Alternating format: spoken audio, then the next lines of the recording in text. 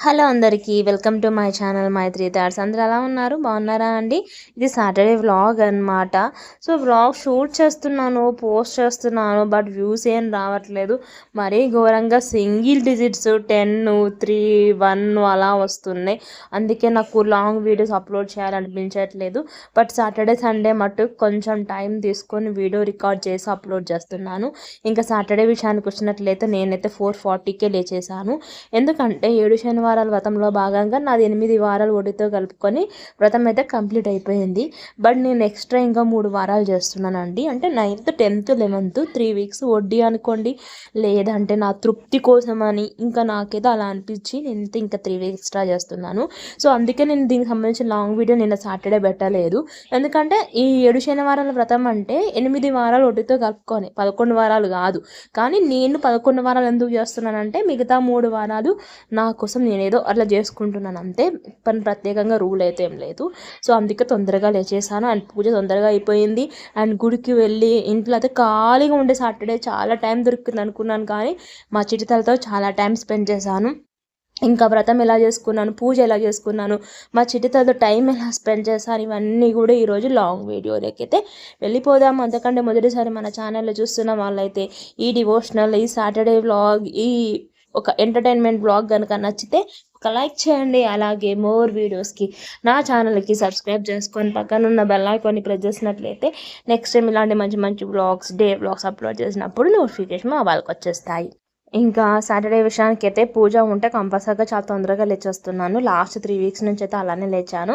So ముందైతే దేవుని shelf అంతా క్లీన్ చేసుకుంటున్నాను. ఎర్లీ మార్నింగ్ 4:40కి లేస్తున్నాను. కానీ జనరల్గా కార్తీక మాసంలో ఆ టైం కల్లా అందరూ మార్నింగ్ దీపారాధన చేస్తారు కాబట్టి లేస్తారు కాబట్టి సందడిగా ఉండేది కాలనీలో.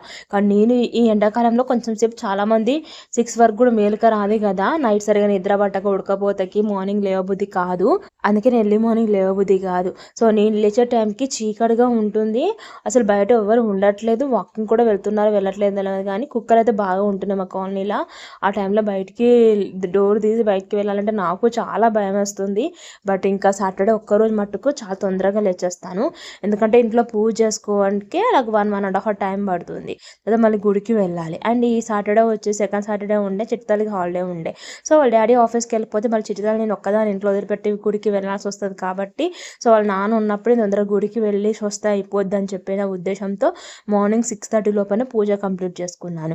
యాజ్ యూజువల్ నేను చాలా వెంకటేశ్వర స్వామి 7 శనివారాల లాంగ్ వీడియోస్ 8 వీడియోస్ అప్లోడ్ చేసినప్పుడు చెప్పినట్టుగానే ముందైతే దేవుని షెల్ఫ్ అంతా క్లీన్ అయితే చేసుకున్నాను. అండ్ ఫైనల్ వెంకటేశ్వర ఫోటోలు తుడిచేసుకొని గంధం బొట్లు పెట్టుకొని పూలతో డెకరేట్ చేసేసాను. సింపుల్గా ఇలా డెకరేట్ అయితే కంప్లీట్ చేసేసాను అనమాట. సో ఇదంతా అయిపోయేసరికి 6గా వస్తూనే ఉంటుంది. నాకు టెన్షన్ ఎక్కువైపోతూ ఉంటుంది. ఇంకా పిండి ప్రమాదాలలోకి అయితే వెళ్ళిపోదాము. ఆల్రెడీ వెంకటేశ్వర స్వామి 7 శనివారాల వ్రతంలో భాగంగా వీడియోలో క్లీన్ అండ్ క్లియర్గా అన్ని A to Z ఎక్స్ప్లెయిన్ చేశానని చెప్పేసి ఇది నార్మల్ వ్లాగ్ అని చెప్పి నేను ఇందులో A to Z ఏం క్లియర్గా ఏం చెప్పట్లేదు. ఇంకా దేవుని షెల్ఫ్ అంతా క్లీన్ చేసుకొని స్వామివారికి అలంకరణ అయితే చేసేసుకొని ఇంకా పిండి ప్రమాదాలకి ప్రిపరేషన్ అయితే చేస్తున్నాను. పిండి ప్రమాదాలకు కావాల్సిన పదార్థాలు అయితే 5 అండి. తడి బియ్యం పిండి, ఆవు నెయ్యి, ఆవు పాలు, బెల్లము, అలాగే కొంచెం అట్టిపండు, ఇవన్నీ వేసేసుకొని పిండి ముద్దలాగా తడుపుకోవాలి. ఇందులో కొద్ది పరిమాణంలో అయితే మనము చలిమిడి కింద నైవేద్యంగా పక్కన పెట్టుకోవాలి స్వామివారికి.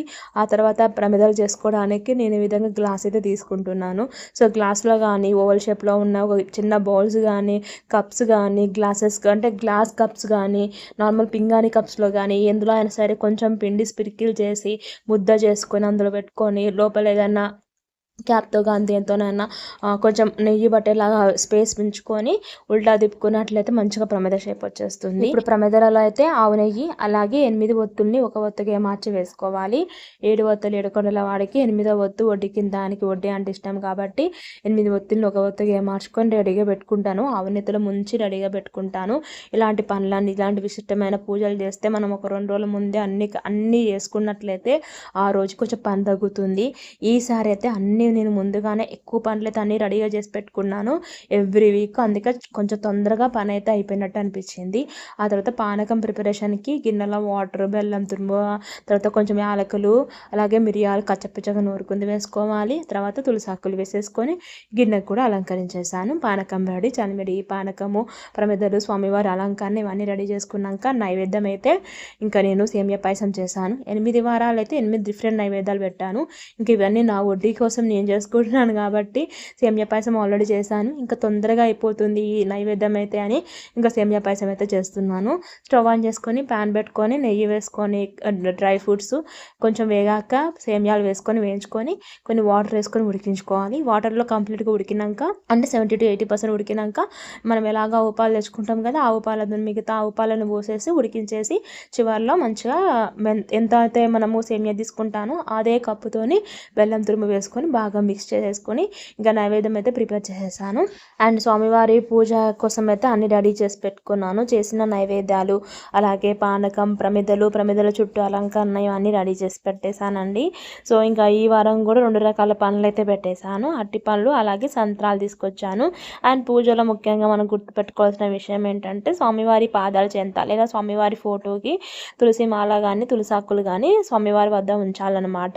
ఇంకా నిన్న మార్కెట్కి వెళ్ళినప్పుడు కొన్ని తులసాకులు తెచ్చుకున్నాను. ఇంకా తులసాకులన్నీ కూడా స్వామివారి ఫోటోల దగ్గర పెట్టేసి అలాగే నైవేద్యాలు కూడా పెట్టేశాను అనమాట. ఇంకా అన్నీ రెడీ చేసుకున్న తర్వాత దీపారాధన చేసుకోవాలి. ఏ పూజకైనా ముందు విఘ్నేశ్వరుని కదా మొక్కుకోవాలి. ఫస్ట్ విఘ్నేశ్వరుని పూజ మొక్కుకొని విఘ్నేశ్వరికి మన కోరికలన్నీ విన్నవించుకొని ఇంకా మామూలు మాణిక్యాలలో దీపారాధన అయితే చేయాలి. సో తర్వాత మన వెంకటేశ్వర స్వామికి కూడా మన కోరికలన్నీ విన్నవించుకున్న తర్వాత ఏకవతితో కానీ, హార్తికాపూరతో కానీ, అగరబత్తితో కానీ దీపారాధన చేయాలి. ఒకసారి దీపారాధన చేసినాక పిండి ప్రమిదలో కొన్ని అక్షంతలు, పసుపు, కుంకుమ, కొన్ని పూలను అయితే వేసుకోవాలి. ఇప్పుడు కొబ్బరికాయ అయితే కొట్టుకొని ఇంకా గోవింద నామాలు అయితే చదువుకోవాలి. ఒక్కొక్క నామానికి మీకు స్పీషియస్గా ఉంది అనుకుంటే మీరు ఒక్కొక్క పువ్వు నుంచొచ్చు. లేదనుకుంటే నేను శ్రీనివాస గోవింద, శ్రీ వెంకటేశ గోవింద, భక్తవత్సల గోవింద, భాగవత ప్రియ గోవింద, నిత్య నిర్మల గోవింద, నిర్మేఘశ్యామ గోవింద, గోవింద హరి గోవింద, గోకులనందన గోవింద అనేటప్పుడు మట్టుకు నాకు స్పేస్ లేదని చెప్పేసి ఒక్కొక్క పువ్వుని అయితే ఉంచుతున్నాను. సో గోవింద నామాలు చదువుకున్న తర్వాత హారతి ఇచ్చేసుకొని లక్ష్మీ అష్టోత్తరాలు 108 నామాలు కూడా చదువుకొని ఫైనల్గా హారతి ఇచ్చేసుకుంటే అయిపోతుంది. ఇలాంటి విశిష్టమైన పూజలు చేసుకున్న నాడు తులసి కోట దగ్గర దీపారాధన, ఇంటి ముందు ముగ్గులు, కడపను ఒకటన్నా కడుక్కొని ముగ్గులు అయితే వేసుకుంటాను. పూజ అయితే కంప్లీట్ అయిపోయిందండి సక్సెస్ఫుల్గా. మార్నింగ్ 4:40కి లేస్తే నా పూజ అంతా అయిపోయేసరికి 6:20 అయిపోయింది. సో ఎంతో కష్టపడి పూజ అయితే మనం ఎంత చేసుకుంటాం కదా, దేవుడు ఒకరోజు ఏదో ఒకరోజు కరుణించక మారుతాడా అని చెప్పేసి ఆశ. సో ఇక్కడ పూజ కంప్లీట్ అయిపోయినాక ఇంకా వంటలోకి అయితే వచ్చేసాను. ఇంకా సాటర్డే పెద్ద వంట ప్రోగ్రామ్ అయితే ఏం పెట్టుకోలేదండి, ఒకటే రెసిపీ చేశాను, అది కూడా గోంగూర పలావ్ చేశాను. So lunch box series 30 days 30 రెసిపీస్లో భాగంగా ఎవ్రీ వీక్ ఒక డిఫరెంట్ రెసిపీ అయితే నేను ట్రై చేస్తాను. అది పక్కాగా థర్స్డే చేస్తాను, కానీ ఈ గురువారం నాకు కుదరలేదు చేయడము, ఎందుకంటే నాకు కావాల్సిన వెజిటేబుల్ దొరకలేదు. సో ఇంకా అది దొరికింది శనివారానికి అనమాట. సో ఈ శనివారం అన్న చేద్దాము అని చెప్పేసి గోంగూర పలావ్ అయితే చేశాను.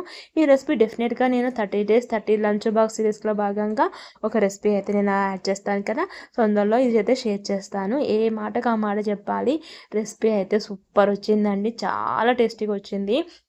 మనం సమ్టైమ్స్ ఏ కర్రీస్ని టేస్ట్ చేయకపోయినా అవి ఎలా ఉంటాయో అనుకుంటాం, కానీ మనకు ఎంతో అంత ఎక్స్పీరియన్స్ వస్తుంది పెళ్ళైనప్పటి నుంచి, ఇన్ని రోజుల నుంచి ఇన్ని సంవత్సరాల నుంచి వంట చేస్తున్నాం కదా అని. ఆ ఎక్స్పీరియన్స్తోనే మనకు తోచినంత ఉప్పు కారాలు అన్నీ వేస్తాము, కానీ మంచిగా ఉండదా అనుకుంటాం ఫైనల్లీ, ఎందుకంటే లంచ్ బాక్స్లో కట్టేస్తాము, వాళ్ళ పిల్లలు కానీ హస్బెండ్ కానీ మంచిగా తింటారా లేదా అనుకుంటాం. మనం ఎలా ఉన్నా కానీ ఇచ్చేస్తాం, కానీ వాళ్ళు లంచ్ బాక్స్లో ఆ టైంలోకి టేస్టీగా లేకపోతే ఆల్రెడీ చప్పగా చల్లగా అయిపోతాయి వంటలు, ఇంకా టేస్ట్ లేకపోతే బాగుంటుంది కదా అనిపిస్తుంది. కానీ చాలా మంచి కుదిరింది గోంగూర పలావ్. డెఫినెట్గా ఈ రెసిపీని షేర్ చేస్తాను. సో ఆఫ్టర్ దట్ అయితే ఇంకా ప్రమిదలో దీపం కొండెక్కినాక ప్రమిదలో ఒత్తులు చెట్టు మొదల్లో వేయాలి. అందులో నుంచి కొంచెం ప్రమిదల్లో కొంచెం పరిమాణం అందరం నైవేద్యంగా తీసుకోవాలి. అలాగే ప్రమిదలను అయితే ఆవుకు కానీ పక్షులకు కానీ ఆహారంగా పెట్టాలి. ఆ తర్వాత నేను గుడికి వెళ్ళి స్వామివారి దర్శనం చేసుకున్నాను. సో గుడికి వెళ్ళేటప్పుడు కూడా ఇంకా పొద్దున్నే కదా చాలా కామ్గా ఉంది. సో గుడికి వెళ్ళినాక ఏమైందంటే సాటర్డే నుంచి 10th ఎగ్జామ్ స్టార్ట్ అయినాయి కదండి. 10th క్లాస్ పిల్లలు ఏమన్నా వచ్చిర్రా వాళ్ళు హాల్ టికెట్ దేవుని దగ్గర పెట్టి పూజ చేయించుకొని అర్చనలు చేయించుకుంటున్నారు. నాకు నా 10th క్లాస్ది గుర్తొచ్చింది. నేను కూడా మా డాడీతోని వెళ్ళి గుడికి వెళ్ళి ఎగ్జామ్ స్టార్ట్ అవుతున్న రోజు ఖచ్చితంగా వెళ్ళి పూజ చేసుకొని వచ్చి ఎగ్జామ్ రాసి వచ్చినాక మళ్ళీ మా నాన్న ఇంట్లో ఇంట్రాగేషన్, ఎలా రాసావు, ఎన్ని రాసావు, ఏమేమి రాయలేదు, ఏమేమి తప్పులు రాసావు, ఇవన్నీ క్వశ్చన్స్ అడిగేది. సో అవన్నీ నాకు ఎందుకో ఆ మెమరీస్ అన్నీ గుర్తొచ్చేసి ఒకసారి కళ్ళకు వాటర్ వచ్చేసాయి. సో నెక్స్ట్ అయితే ఇంటికి వచ్చేసాక ఇంకా నేను మా చిట్టి తల్లి కలిసి షాపింగ్కి వెళ్ళామన్నమాట. ఉగాది పండగ వస్తుంది కదా, సో ఒక డ్రెస్ తీసుకుందామని వెళ్ళి మా చిట్టి తల్లికి అయితే ఆ డ్రెస్సులు తీసుకున్నాను. నేను ఒకటి 3 పేర్ సెట్ ఒకటి తీసుకున్నాను. సో అది కాక నేను మీషోలో ఆర్డర్ పెట్టుకున్నాను ఒక 2-3 డ్రెస్సులు. ఎందుకంటే 80% సేల్ నడుస్తుంది కదా. నేను కేఎల్ఎంకి వెళ్ళాము మేము. అక్కడ నేను 800 పెట్టి తీసుకున్నాను. కానీ నేను మీషోలో తీసుకున్న అయితే 250 రూపీస్ బాపతే డ్రెస్సులు అండి. అన్ని తొందరలోనే చూపిస్తాను. సో ఏ డే విత్ మా చిట్టి తల్లి అనమాట. సో తను కూడా ఎంజాయ్ చేసింది. సో ఇంకా సెకండ్ సాటర్డే హాలిడే ఉండి తనకి బోరింగ్గా ఉంది. ఇంకా అలా షాపింగ్కి వెళ్ళేస్తే కొంచెం టైం స్పెండ్ చేసినట్టు ఉంటుంది కదా అని ఇంకా షాపింగ్కి వెళ్ళి ఐస్ క్రీమ్ తిన్నాము. ఒక డే మంచిగా స్పెండ్ చేసాము అండ్ ఇంటికి అయితే వచ్చేసాము. సో ఇంటికి వచ్చేసి మళ్ళీ లంచ్ అయితే కానిచ్చేసాము. So gongura pulao with curd, కొంచెం సేమియా పాయసం అండ్ మార్నింగ్ గుళ్ళో ఇచ్చిన మన నిమ్మకాయ పులిహోర వీటితోనే తినేసి ఒక న్యాప్ అయితే తీసేసుకుంటాము. ఎందుకంటే సాటర్డే నేను ఎర్లీ మార్నింగ్ లేస్తాను కాబట్టి నాకు ఖచ్చితంగా నిద్ర వస్తుంది.